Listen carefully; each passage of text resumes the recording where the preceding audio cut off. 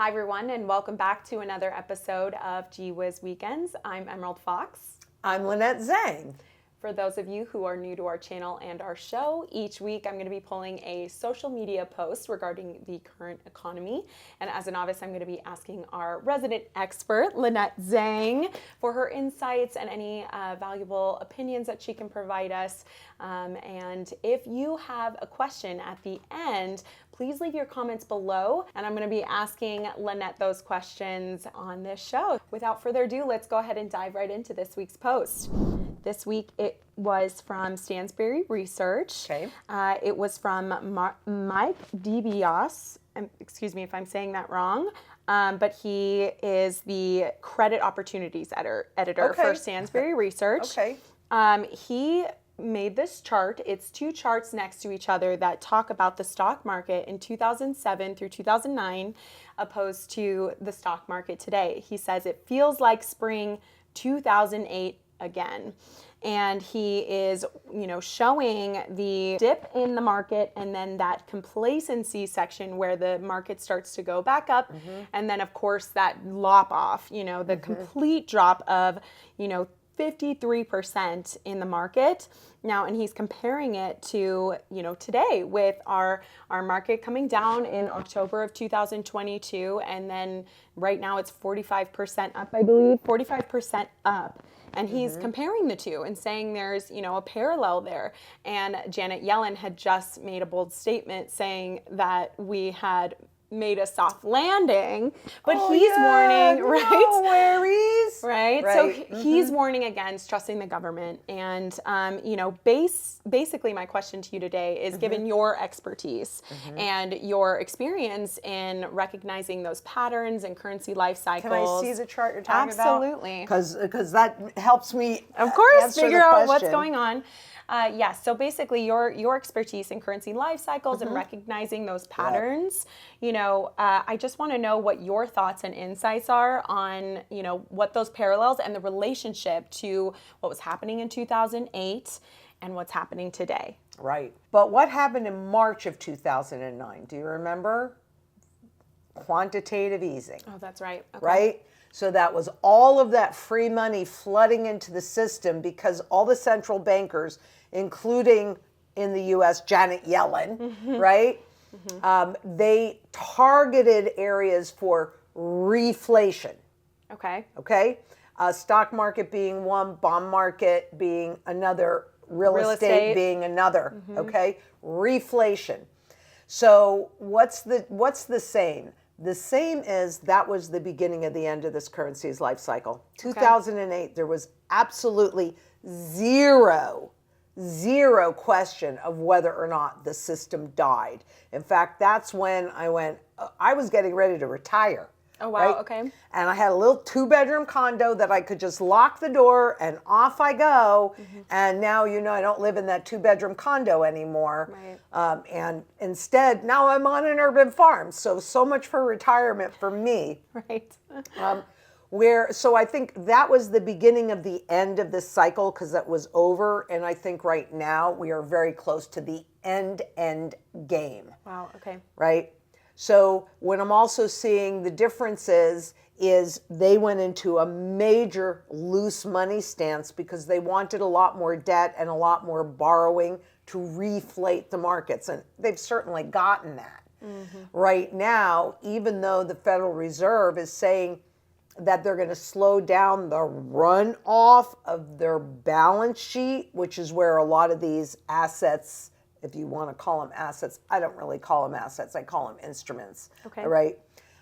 So they're laying that off, but they haven't yet turned on the quantitative easing 6 on steroids. That lies in our future. The complacency, absolutely. Right. Because everybody trusts that the central banks are going to money print our way out of this.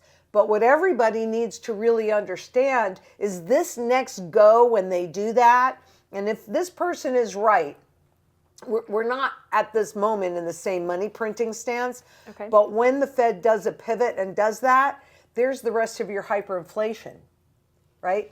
You didn't have the inflation then, you had deflation. Okay. Markets Right. imploding is deflationary.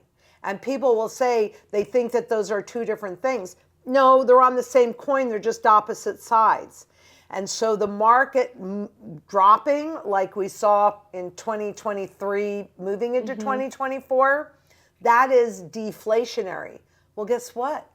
There's only one way to fight deflation. With inflation. Exactly. Okay. Exactly. And there's only one way to fight inflation, and that's with deflation. So where 2008 was at the beginning, and the Fed had about 800 billion on their balance sheet, now they have somewhere around 8 trillion on their balance sheet. So what do you think it's going to mean when they do that next pivot? Because at first, when they first started this process, it had an impact, right? Lots of borrowing, lots Right. of spending. It boosted real estate prices. It boosted stock market prices. And of course, interest rates dropped to zero, boosted bond prices. Okay. That hides a lot of stuff in every single area. But I want you to also keep in mind, back in 2008, central banks did very little in the derivative market. Oh, wow. And there was only a certain level of derivatives. And it was the derivatives market, the CDO, collateralized debt obligations, that became illiquid overnight. Anybody that was there, anybody that was a mortgage broker is going to recognize that even if you had a mortgage that they said, yep, overnight that changed, right? Wow. Okay, so what's going to happen now? They don't have the same firepower. Every time they came out with that money printing, they had to do more and more, and they were getting less and less and less results. So what I see as the difference between then, where they created that inflation, and look at the purchasing power chart, right? That has dropped dramatically since 2008 because of all of this money printing. So I can't say that it's parallel because they don't have the firepower that they had in 2008. And even though they will print money, look what they did in 2020. Right. Right? Every time they do that, it's on steroids. And they're wondering, why is inflation being so sticky? Right? It's ridiculous. We are in a much more precarious position today simply because the Fed is out of tools. Right. So is that where, we're down to the wire and basically where the reset has to come in? Correct. Okay. But the reset has to come in for a number of reasons. Number one, there's so much pollution in this river, in this financial river, right? Okay. So that, yes, again, everything that we've just talked about, it has to be reset. And all they were doing since 2008, 2009 to this is kind of making things or attempting to make things normal to make it look like the markets are up so that you don't make a change. And that's similar to, how we've discussed Japan in the past with all the alphabet soup. So they're just throwing things at the economy to try and level it out, to try and fix the problems, but it just never makes the change. It goes back to the same behavior. Well, that's exactly right, but you're also making the assumption that they actually want to fix the problems when the problems that are inside the system is so corrupt and so convoluted and so leveraged, and there's so much more debt, and there's so much hidden layers. Leverage are like layers and layers of debt that's put on top of the system. And it's not just Wall Street that's participating in those hidden leverage markets, the derivative markets, it's the central banks now. So there was not as much use with derivatives either from the markets and certainly the central banks back in 2008, 2009. That, I can't tell you how much that's grown, but if I had to guess, first of all, the central banks are heavily in the derivatives market now, where before it was just a little bit, now it's a lot, right? Wall Street, where it was just a few leverage products, now it's in everything. The derivatives, that leverage is in everything. And nobody really knows what value is truly at risk because they use accounting tricks just to make it look smaller. But the problem is they don't really understand it either. So this next big blowout, when you see the Fed pivot this time, I hope you're ready. I mean, I'm serious, people. You need to be absolutely ready. Food, water, energy security, barterability, wealth preservation, community, and shelter. You don't have the luxury of time like I had. Like somebody was asking me the question, can you tell me 45 minutes before? I mean, I can't tell you a day before or even a week before.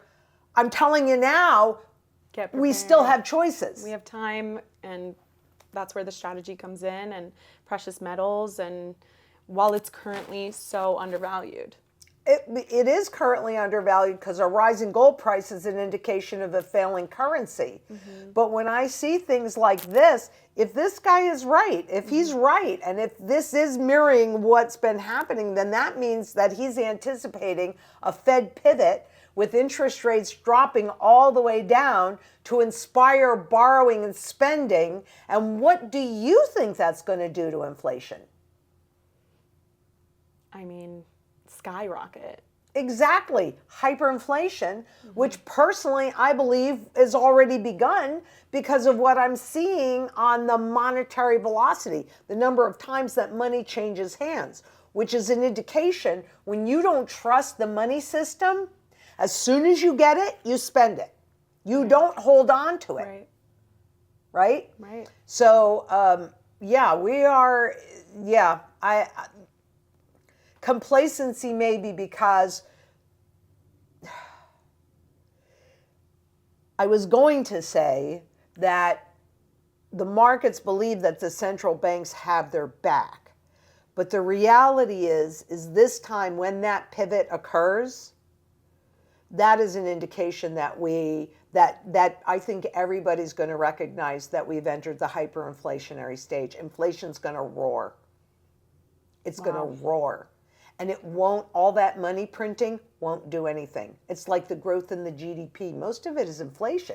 Right. Because that measures all the money that floats through the system. And if it costs you $20 to buy a banana, right, that goes into the GDP. And somehow that's not, that's growth. That's not growth. So, that was the beginning of the end. And now we're at the end of the end. Yeah, we're at the end of the end. Wow. And I really am 100% certain. I'm 100% certain. Wow. Well, thank you for that. That was huge and very powerful. And like I always say, it can be scary, but if you get prepared. Right. Which you can do shortly by reaching out to us. So please make sure to stay tuned. Woo. Yes. Look at that countdown clock at LynetteZang.com. Yes. Yes, we are all here to be of service, and we're all excited that we just have a little bit of time, and we're going to be more accessible to you. Right. Definitely more accessible. Right. Okay, so now we're going to actually move into one of the questions from our viewers, as promised. Okay. This one is from Matt. He says, "Hi, Lynette. I'm a huge fan. Been watching you for years."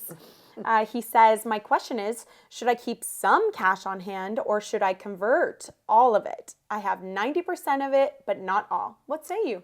Thanks, Matt.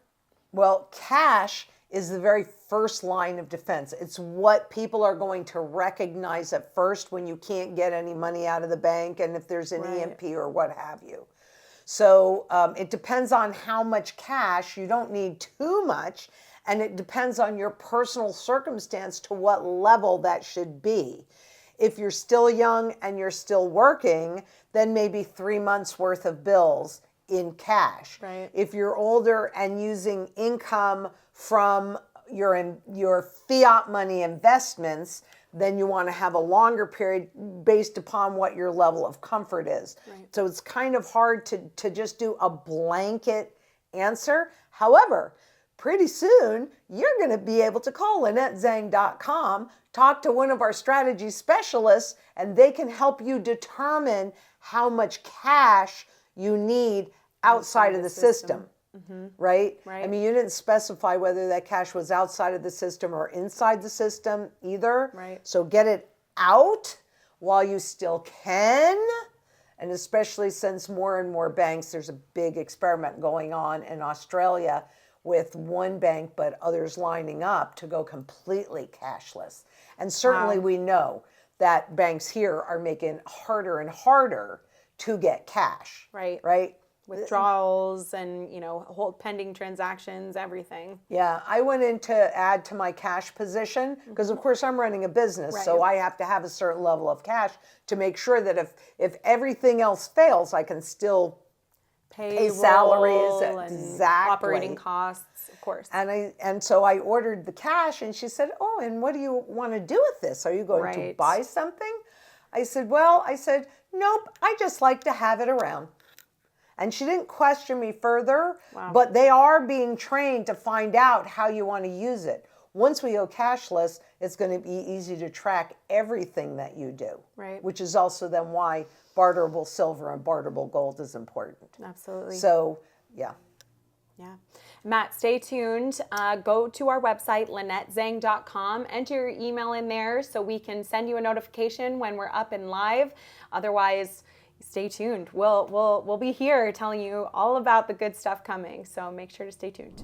Well, everyone, that is it. Thank you so much for tuning in today. If you liked this episode, please make sure to give us a thumbs up, subscribe to the channel below, and hit that bell to turn on notifications. Please leave a comment in down below as well if you have questions or just want to say hi. We love hearing from you. And as always, please share with everyone you know, your neighbors, friends, coworkers. We want to get this message out to everyone, as many people as we can to help them. And until next time, be safe out there. Bye-bye. Bye now.